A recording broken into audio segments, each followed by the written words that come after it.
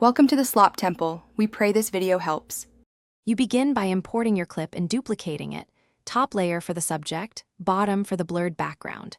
Use Capcut's AI cutout or a manual mask to isolate the subject and enable tracking so the mask follows movement.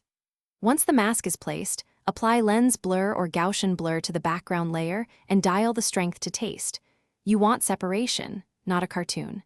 Make sure edges are roughly aligned before moving to refinement, because accurate masking saves time later.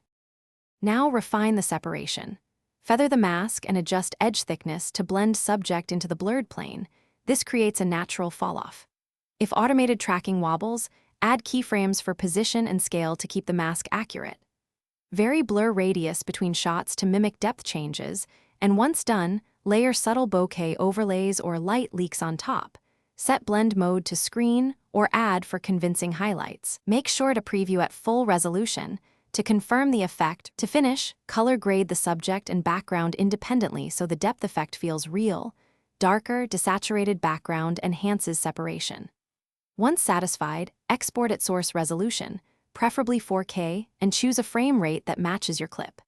If you see edge flicker or haloing, make sure the mask feathering isn't too sharp. Rerun tracking, add corrective keyframes, or refine the mask manually on problem frames. One key troubleshooting tip: when edges still jump, increase feathering slightly and retrack.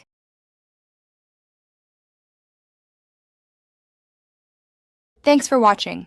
Consider subscribing if we helped you.